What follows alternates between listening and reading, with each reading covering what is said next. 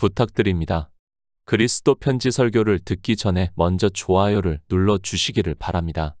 잠시 수고로 유튜브 알고리즘으로 다른 사람에게 복음이 전달될 수 있습니다. 전도를 하는 마음으로 부탁드립니다. 감사합니다. 마태복음 5장 9절입니다. 화평케 하는 자는 복이 있나니 저희가 하나님의 아들이라 일컬음을 받을 것이며. 우리는 인생입니다. 성경을 보면서 예수 그리스도에 대해서 증거를 받기보다는 인생으로 하나님을 어떻게 하면 잘 믿을까를 생각하는 사람이 더 많이 있습니다. 그 믿는다는 것 역시 자기들의 이성적 지식에 따라 세상의 종교성을 가지고 믿는 것으로 이야기를 하고 있습니다. 늘 말씀합니다. 우리 인생은 진토입니다. 그리고 성경은 우리 인생에 대해서 정의하기를 선을 행하고 죄를 짓지 아니하는 의인은 세상에 아주 없다고 말씀을 하고 있습니다. 성경에서 그렇게 말씀을 하면 우리는 선을 행할 수 있는 사람이 아니라는 것을 먼저 받아들이시기 바랍니다. 선입니다. 그리고 죄를 짓지 않는 일입니다. 물론 도덕적으로도 우리는 그렇다고 할 수 있습니다. 그러나 도덕적으로 볼 때는 가끔 인생의 기준으로는 선을 행하고 죄를 짓지 않는 것과 같이 보이고 있습니다. 그러나 그것 역시 자기들의 이성적 잣대에서 나오는 결과물이라는 것을 알고 있어야 합니다. 성경은 영의 일입니다. 그리고 영생에 대해서 말씀을 하고 있습니다. 설령 내가 인간의 이성적 지식으로 볼 때 마치 선을 행하고 죄를 짓지 않는 것과 같이 보인다 해도 아니 나도 그렇고 모든 사람이 나를 그렇게 평가를 해준다고 해도 그것은 순전히 인생의 본성에 따르는 생각이라는 것을 알고 있어야 합니다. 물론 어느 정도입니다. 실제 그렇게 사는 사람도 많이 있습니다.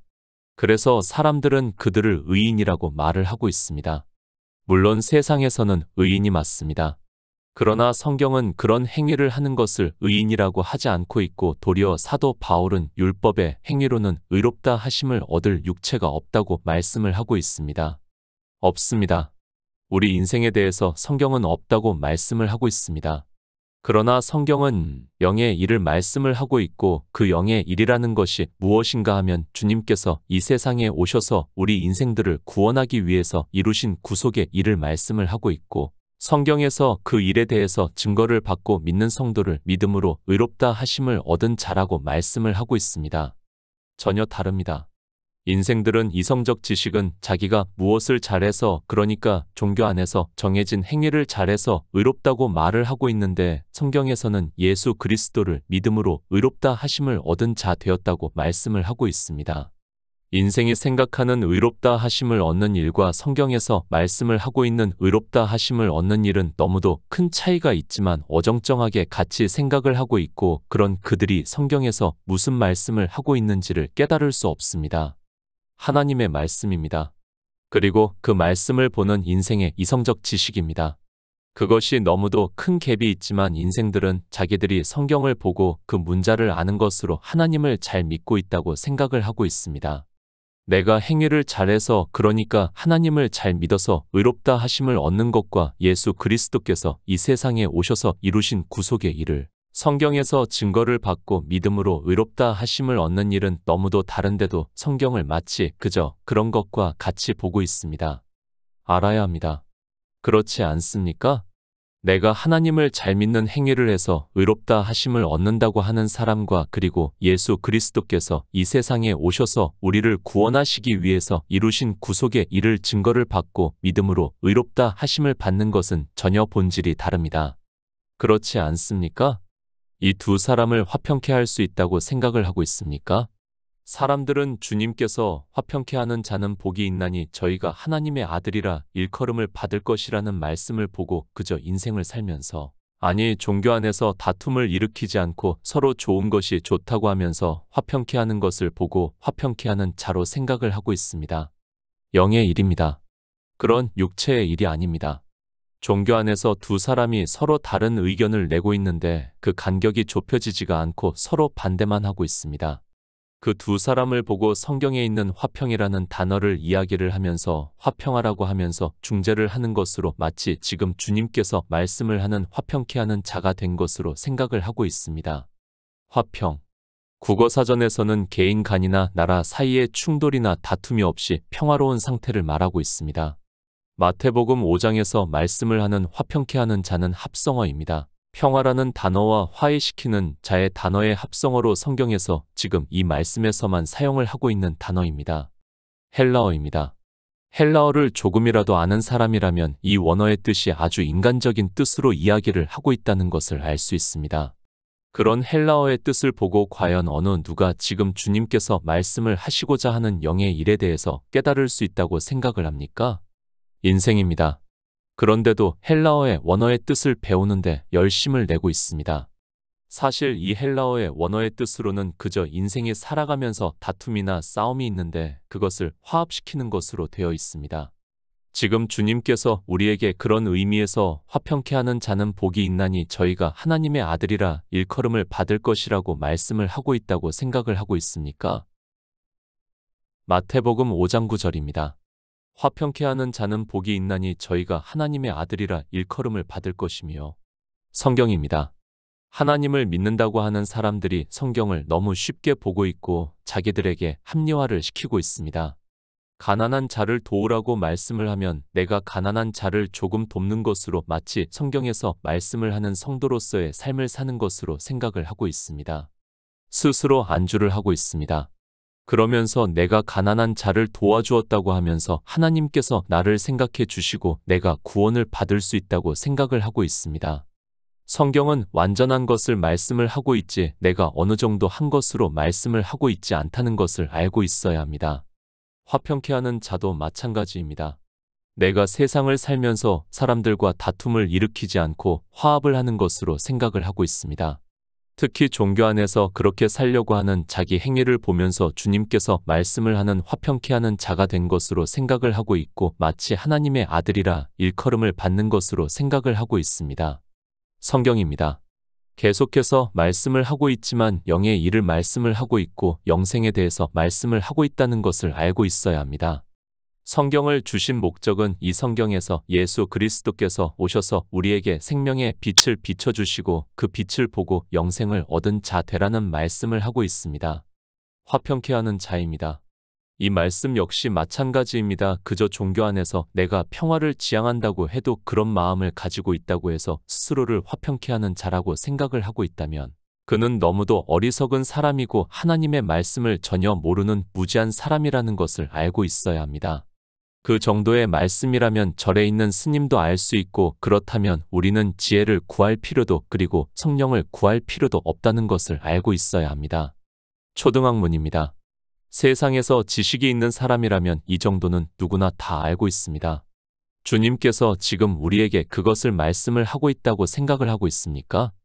분명히 그렇지 않다는 것을 알 수 있는데도 종교 안에서 수십 년을 그렇게 듣다 보니까 이제는 매너리즘에 빠져 아무 감각이 없이 그들이 하는 말에 마치 소가 푸주로 끌려가는 것과 같이 가면서도 깨달을 수 있는 지혜가 없습니다. 육체의 일입니다. 그렇다면 앞에서 말씀을 한 그런 것이 다 맞을 수 있습니다. 그러나 성경은 다시 말씀을 하지만 영생에 대해서 말씀을 하는 것입니다. 앞에서 화평케 하는 자에 대해서 말씀을 한 그것으로 우리가 영생을 얻을 수 있는가를 냉정하게 생각을 해보시기 바랍니다. 미가 7장 6절입니다. 아들이 아비를 멸시하며 딸이 어미를 대적하며 며느리가 시어미를 대적하리니 사람의 원수가 곧 자기의 집안 사람이리로다. 마태복음 10장 34에서 36절입니다. 내가 세상에 화평을 주러 온 줄로 생각지 말라. 화평이 아니요 검을 주러 왔노라. 내가 온 것은 사람이 그 아비와 딸이 어미와 며느리가 시어미와 불화하게 하려 함이니 사람의 원수가 자기 집안 식구리라. 화평케 하는 자는 복이 있나니 주님께서는 분명히 화평케 하는 자는 복이 있다고 말씀을 하고 있습니다. 그리고 주님에 대해서 평강의 왕이라고 이사야 선지자가 말씀을 하고 있습니다. 그런데 지금 미가 선지자나 마태복음 10장에서는 전혀 다른 말씀을 하고 있다는 것을 알 수 있습니다. 미가 선지자입니다. 그가 한 말씀을 주님께서 이 세상에 오셔서 그대로 말씀을 하고 있다는 것을 쉽게 알 수 있습니다. 그러나 성경을 보면 각주를 전혀 달아 놓지를 않고 있습니다. 이렇게 너무도 분명하게 같은 말씀이라는 것을 알 수 있는데도 각주를 달아 놓지 않고 있습니다. 그것은 종교인들이 미가 선지자와 주님의 말씀을 모르기 때문에 각주를 달 수 없었다는 것을 알고 있어야 합니다. 영의 일입니다. 그것을 비유로 해서 말씀을 하고 있습니다. 재앙이로다 나여 나는 여름 실과를 딴 후와 포도를 거둔 후 같아서 먹을 송이가 없으며 내 마음에 사모하는 처음 익은 무화과가 없도다. 이와 같이 선인이 세상에서 끈쳤고 정직자가 인간에 없도다. 무리가 다 피를 흘리려고 매복하며 각기 그물로 형제를 잡으려 하고 두 손으로 악을 부지런히 행하도다. 그 군장과 재판자는 뇌물을 구하며 대인은 마음의 악한 사욕을 바라며 서로 연락을 취하고 있다고 말씀을 하고 있습니다. 처음 익은 다 구원의 열매를 비유로 말씀을 하고 있습니다. 그러니까 이스라엘의 영적인 상태를 말씀을 하고 있다는 것을 우리 성도들은 이 정도는 다 깨닫고 있다고 믿고 있습니다. 인간의 정직자가 없다고 말씀을 하고 있고 사욕을 위하여 연락을 취하고 있다고 말씀을 하고 있습니다. 무슨 말씀입니까? 주님께서 한 부자와 거지 나사로를 비유로 해서 말씀을 하시면서 한 부자가 자색 옷과 고운 베옷을 입고 호화로이 연락을 하고 있다고 말씀을 하고 있습니다. 율법주의에 빠져있는 이스라엘을 비유로 해서 그들이 구원을 받을 수 없다는 것을 미가 선지자도 말씀을 하고 있고 주님께서도 이 세상에 오셔서 말씀을 하고 있습니다. 하나님을 믿습니다. 그런데 그 이스라엘을 포도가 익어 먹을 송이가 없다고 말씀을 하고 있고 처음 익은 무화과가 없다고 말씀을 하고 있습니다. 그러니까 이스라엘의 영생을 얻는 자가 없다는 것을 비유로 해서 말씀을 하고 있습니다. 그러면서 주님께서 이 세상에 오실 것을 말씀을 하면서 그날에는 아들이 아비를 멸시하며 딸이 어미를 대적하며 며느리가 시어미를 대적하리니 사람의 원수가 곧 자기의 집안 사람이라고 말씀을 하고 있습니다. 이 말씀입니다. 주님께서 이 세상에 오셔서 그대로 말씀을 하고 있습니다. 내가 세상에 화평을 주러 온 줄로 생각지 말라. 화평이 아니요 검을 주러 왔노라. 내가 온 것은 사람이 그 아비와 딸이 어미와 며느리가 시어미와 불화하게 하려 함이니 사람의 원수가 자기 집안 식구라고 말씀을 하고 있습니다. 주님입니다. 평강의 왕이라고 말씀을 하고 있습니다. 그런데 내가 세상에 화평을 주러 온 줄로 생각지 말라고 말씀을 하고 있고 화평이 아니라 검을 주러 왔다고 말씀을 하고 있습니다. 이런 말씀들을 깨닫지 못하면 그 역시 이스라엘과 같이 소경이 되어 사망의 길로 갈 수밖에 없습니다. 원수가 집안 사람입니다. 무슨 말씀입니까? 최소한 원수는 되지 말기를 바라고 사는 것이 우리 인생들 아닙니까? 아무리 화가 나고 다툴 일이 있다고 해도 그리고 설령 심하게 다툰다 해도 다시 화해를 하고 사는 것이 집안 식구들이라고 생각을 하고 있습니다. 그런데 주님입니다. 미가 선지자의 말씀을 그대로 인용을 하셔서 말씀을 하고 있습니다. 내가 세상에 화평을 주러 온 줄로 생각지 말라. 화평이 아니요 검을 주러 왔노라. 내가 온 것은 사람이 그 아비와 딸이 어미와 며느리가 시어미와 불화하게 하려 함이니 사람의 원수가 자기 집안 식구라고 말씀을 하고 있습니다. 왜 집안 식구입니까? 인생은 다 같습니다. 우리는 율법주의라는 것을 미가 선지자가 말씀을 하고 있습니다. 그러니까 남은 포도송이가 없고 처음 익은 무화과의 열매가 없다는 말씀은 그리고 선인이 세상에서 끈쳤고 정직자가 인간에 없도다. 무리가 다 피를 흘리려고 매복하며 각기 그물로 형제를 잡으려 하고 두 손으로 악을 부지런히 행한다는 말씀은 율법주의를 비유로 해서 말씀을 하고 있습니다. 그런데 주님께서 오셨습니다. 주님께서는 복음이십니다. 그러니까 이 세상에 천국 복음을 전하러 이 세상에 오셨다는 것을 말씀을 하고 있습니다. 그리고 이 복음을 듣고 있습니다. 그런데 아무리 가까운 집안 식구라 해도 본성이 율법주의이기 때문에 주님의 말씀이 화평이 아니라 도리어 그 아비와 딸이 어미와 며느리가 시어미와 불화하게 되고 사람의 원수가 자기 집안 식구라는 말씀입니다. 가장 가까운 사람입니다. 그런데 복음을 들은 자와 듣지 않은 자는 어떻게 되는가 하면 원수가 된다는 말씀입니다. 세상에서는 아무리 심하게 다투어도 다시 화해를 하는 것이 인생들인데 본성을 거스리는 복음을 전하게 되면 가장 가까운 가족이 먼저 원수가 된다는 것을 말씀을 하고 있습니다. 실제 그렇습니다. 물론 부부가 같이 복음을 듣고 온 가족이 진리로 인도하심을 받는다면 얼마나 좋겠습니까? 그러나 그리스도 편지만 해도 그렇지 않은 사람들이 있다는 것을 알고 있고 마치 원수와 같이 대하는 것을 볼 수 있습니다. 단지 자기들의 지키고 있는 율법의 문제로 그 율법을 주님께서 완전케 하셨다는 것을 믿지 못하고 원수가 되고 있다는 말씀입니다. 인생입니다.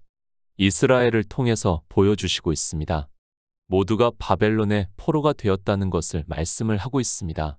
그 바벨론을 요한계시록에서 진노의 포도주를 먹이던 자라고 말씀을 하고 있고, 사도 바울은 율법은 진노를 이루게 한다고 말씀을 하고 있습니다. 지혜가 있습니까? 그가 진심으로 하나님을 믿습니까? 그러나 인생은 아무리 하나님을 잘 믿고 천국에 가고 싶어도 그 본성이 율법주의라서 미가 선지자의 말씀과 같이 처음 익은 무화과가 있을 수 없습니다. 그런데 주님께서 오셔서 천국 복음을 전파해 주시고 있습니다. 유대인들입니다. 주님을 왜 십자가에 못 박아 죽였습니까? 결국 그들이 지키고 있는 안식일의 문제로 주님께서 이 세상에 오셔서 여러 가지 표적을 나타내시면서 당신이 이 세상에 육신을 입고 오신 하나님의 아들이라는 것을 증거를 하셨지만, 처음 익은 열매가 없어서 그들은 주님을 대적을 했고 결국에는 십자가에 못 박아 죽이는 악을 더하고 말았습니다. 인생의 본성입니다. 다 율법주의라는 것을 말씀을 하고 있습니다. 그래서 바벨론의 포로로 비유와 모형으로 보여주시고 있지만 깨달을 수 있는 지혜가 없습니다. 그런 그들에게 의에 대해서 말씀을 하고 있고, 의에 줄이고 목마른 자는 복이 있나니 저희가 배부를 것이라고 말씀을 하니까 도무지 받아들일 수 없다는 말씀을 하고 있고, 결국에는 원수가 된다는 말씀입니다. 율법을 지켜 의를 얻습니다. 성경에서 주님 앞에 온 청년입니다. 주님께서 십계명의 일부를 말씀을 하니까 어려서부터 다 지켰다고 하면서 아직도 부족한 것이 있느냐고 묻고 있습니다. 주님께서는 다 버리고 율법에 정하신 대로 내게 와서 꾸라고 말씀을 하고 있고, 그 의로 의롭다 하심을 얻어 영생을 얻을 수 있다고 말씀을 하고 있지만 깨달을 수 없어 근심하고 갔습니다. 지금도 마찬가지입니다. 제가 신명기의 율법을 말씀을 하면서 우리는 가난한 자라고 하면서 주님께 꾸어 의롭다 하심을 얻어야 한다고 하면 종교인들은 아주 심하게 반대를 하고 있습니다. 진리로 인도하심을 받는 사람과 본성에 따라는 종교인의 차이가 이렇다는 말씀입니다. 가능합니까? 화평케 할 수 있다고 생각을 하고 있습니까? 지금 주님께서는 이 말씀을 하고 있습니다. 인생이 살아가면서 다툼이 있는 것을 화평케 하는 자라는 말씀을 하는 것이 아니라, 인생의 본성은 다 율법주의인데 그들에게 율법을 지키지 말고 부여하신 주님께 꾸면 넉넉히 꾸어 주어 우리가 의롭다 하심을 얻을 수 있다고 해 주시기 바랍니다. 종교인들이 하는 말입니다. 그러면 도적질을 해도 되겠네, 살인을 해도 되겠네, 간음을 해도 되겠네 하고 있습니다. 제가 언제 인생이 그렇게 살라고 했습니까? 그것이 아니라 우리가 영생을 얻는 일을 말씀을 했고, 우리가 예수 그리스도를 믿어 영생을 얻는 일을 말씀을 했습니다. 그런데 종교 안에 있는 사람들은 제가 하지도 않은 말을 비약적으로 하고 있습니다. 하나님입니다. 우리에게 도덕을 말씀을 하고 있습니까? 그것이 아니라 영생을 얻는 일을 말씀을 하고 있습니다. 우리가 성경을 보는 목적도 도덕적으로 철학자가 되기 위해서 사는 것이 아니라 영생을 얻기 위해서라는 것을 알아야 합니다. 그 기초가 안 되어 있는 상태에서는 제가 전하는 복음이 주님의 말씀과 같이 원수가 되게 하고 있다는 말씀입니다. 에베소서 2장 12에서 13절입니다. 그때 너희는 그리스도 밖에 있었고 이스라엘 나라 밖에 사람이라 약속의 언약들에 대하여 외인이요 세상에서 소망이 없고 하나님도 없는 자이더니, 이제는 전에 멀리 있던 너희가 그리스도 예수 안에서 그리스도의 피로 가까워졌느니라. 우리 이방인입니다. 정말 성경을 바로 아시기 바랍니다. 다 영적인 의미를 가지고 말씀을 하고 있습니다. 그런데 이 시대 자기가 예수 그리스도를 잘 믿는다고 하는 사람들이 SNS 같은 것을 통해서 그저 성경의 문자를 주고받는 것으로 마치 믿음이 있는 것으로 서로 아멘으로 화답을 하고 있습니다. 성경 말씀의 뜻도 모르는 그들이 그저 초등학생과 같이 문자를 가지고 이야기를 하고 있는 것을 보면 정말 안타깝기만 합니다. 사도 바울입니다. 우리 이방인에 대해서, 아니 우리 인생에 대해서 분명히 말씀을 하고 있습니다. 그때 너희는 그리스도 밖에 있었고 이스라엘 나라 밖에 사람이라 약속의 언약들에 대하여 외인이요 세상에서 소망이 없고 하나님도 없는 자이더니, 이제는 전에 멀리 있던 너희가 그리스도 예수 안에서 그리스도의 피로 가까워졌다고 말씀을 하고 있습니다. 하나님이 없는 자입니다. 그러니까 하나님을 믿지 않는 자들로 살아가고 있었다는 것을 말씀을 하고 있습니다. 그러나 예수 그리스도께서 이 세상에 오셔서 우리를 구원하시는 구속의 일을 이루시고 이방의 빛을 비춰주심으로 해서 이 시대 우리가 성경을 보고 있고 복음을 듣고 있습니다. 나를 먼저 아시기 바랍니다. 그리고 예수 그리스도를 증거를 받으시기 바랍니다.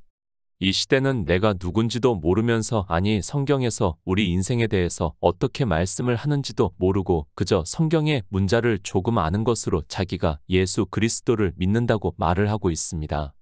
사도 바울은 우리 이방인에 대해서 약속과 언약들에 대해서 외인이라고 말씀을 하고 있습니다. 그런 이방인들을 위해서 주님께서 오셔서 피를 흘려주심으로 하나님과 화평할 수 있게 되었다고 말씀을 하고 있습니다. 에베소서 2장 14에서 15절입니다. 그는 우리의 화평이신지라 둘로 하나를 만드사 중간에 막힌 담을 허시고 원수된 것 곧 의문에 속한 계명의 율법을 자기 육체로 폐하셨으니 이는 이 둘로 자기 안에서 한 새 사람을 지어 화평하게 하시고. 예수 그리스도입니다.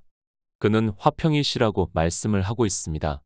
그러니까 누가 화평이신가 하면 예수 그리스도, 그분이 화평이시라는 말씀을 하고 있습니다.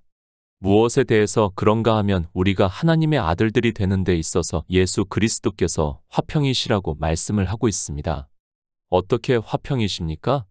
그는 우리의 화평이신지라 둘로 하나를 만드사 중간에 막힌 담을 허시고 원수된 것 곧 의문에 속한 계명의 율법을 자기 육체로 폐하셨으니 이는 이 둘로 자기 안에서 한 새 사람을 지어 화평하게 하셨다고 말씀을 하고 있습니다. 중간에 우리와 원수와 같이 있는 담, 의문에 속한 계명의 율법을 자기 육체로 폐하심으로 해서 화평이 되었다고 말씀을 하고 있습니다. 원수입니다. 의문에 속한 계명의 율법이 원수라고 말씀을 하고 있습니다. 그리고 그 율법을 자기 육체로 폐하셨다고 말씀을 하고 있습니다. 그런데 유대인들은 이 율법의 문제로 주님을 십자가에서 죽이는 악을 행했고, 이방의 종교인들 역시 자기들의 원수가 무엇이라는 것도 모르고 주님께서 십자가에서 폐하셨다고 말씀을 하고 있지만 믿지를 않고 있습니다. 화평입니다. 주님께서 화평케 하셨습니다. 그것을 사도 바울이 에베소서에서 말씀을 하고 있습니다. 그런데 이방의 종교인들은 이 말씀을 믿지를 않고 있고 자기들의 이성적 지식으로 제사법, 시민법, 도덕법이 있다고 하면서 자기들에게 필요하지 않는, 자기들이 지킬 수 없는 제사법과 시민법은 폐하여졌다고 하고 있고 도덕법은 지켜야 한다고 말을 하고 있습니다. 사도 바울입니다. 의문에 속한 계명의 율법을 자기 육체로 폐하셨다고 말씀을 하고 있습니다. 그리고 주님께서도 이 세상에 오셔서 율법을 완전케 하셨다고 말씀을 하고 있고, 주의 형제 야고보는 이제 그 완전케 하신 율법을 자유하게 하는 온전한 율법이라고 말씀을 하고 있지만 무슨 말씀인지도 모르고 있고 본성에 어긋나기 때문에 믿을 수도 없습니다. 화평케 하셨습니다. 그 결과가 무엇입니까? 이는 이 둘로 자기 안에서 한 새 사람을 지어 화평하게 하셨다고 말씀을 하고 있습니다. 그러니까 예수 그리스도 안에서 한 새 사람을 지었다고 말씀을 하고 있지만 이 새 사람이 무엇인지도 전혀 모르는 그들이 예수 그리스도를 믿는다고 하고 있습니다. 사도 바울은 우리 성도가 예수 그리스도를 믿음으로 예수의 생명을 얻는 일을 말씀을 하고 있습니다. 화평케 하는 자입니다. 먼저 주님께서 이 세상에 오셔서 화평케 하신 일을 믿는 자를 말씀을 하고 있습니다. 이 일도 모르면서 그저 세상에서 지성적으로 사람과 사람 사이에서 화평을 이야기를 하는 것으로 화평케 하는 자라고 하지 마시기 바랍니다. 그런 일은 불교에서도 하고 세상 사람들도 하고 있다는 것을 알고 있어야 합니다. 주님께서 화평케 하셨습니다.